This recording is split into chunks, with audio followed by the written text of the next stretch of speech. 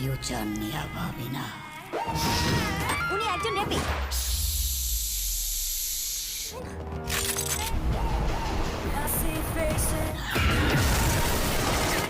অবশেষে দেখে নিলাম মেহেদী হাসান হৃদয় পরিচালক সিনেমা বরবাদ। গল্পে দেখা যায় স্বনামধন্য আদিব মির্জার ছেলে আরিয়ান মির্জা নারী নিয়ে খেলাসহ নানা অপকর্মে লিপ্ত থাকে, পরে হঠাৎ করে নিতুর প্রেমে পড়ে। নিতুর প্রেমে পড়ে ভালো হয়ে যাওয়ার চেষ্টা করে, কিন্তু নিতু নরমাল ফ্যামিলির লোক হওয়ায় আরিয়ানের কাছের লোকরা নিতুকে নিয়ে যাতা বলে, তাতে আরিয়ান মির্জা আরও হিংস্র হয়ে ওঠে। এভাবেই কাহিনী এগোতে থেকে কিন্তু হঠাৎ গল্পের নিতুর ভালোবাসার নতুন মোড় নেই, যার জন্য মোটেও প্রস্তুত ছিলাম না। পুরোপুরি অ্যাকশন থ্রিলারের ছবিটি দেখে যে কেই ঘোরের মধ্যে থাকবে। ছবির পুরো টাইম সাসপেন্স ধরে রেখেছে।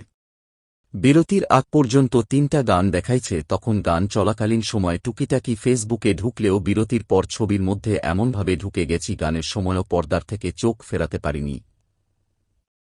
নিঃশ্বাস গান দেখে অনেকেই বলছিল গানটা ভালো হয়েছে, কিন্তু গানটার জন্য আলাদা শুটিং করা উচিত ছিল।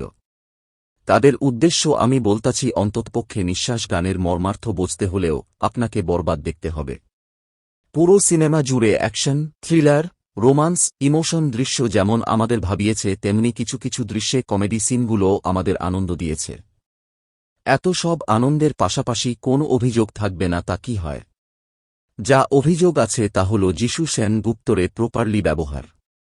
যিশুরে কি আরেকটু গুরুত্ব দেওয়া যেত না? নির্মাতার কাছে আমার একটাই প্রশ্ন। অভিনয়ের কথা বললে শাকিব খান তার ক্যারিয়ারের বেস্ট অভিনয় করছে, আর ইধিকা পালতো কাঁপন ধরাইয়া দিচ্ছে। গল্পটাই তো তাকে ঘিরে। Personal rating 9/10।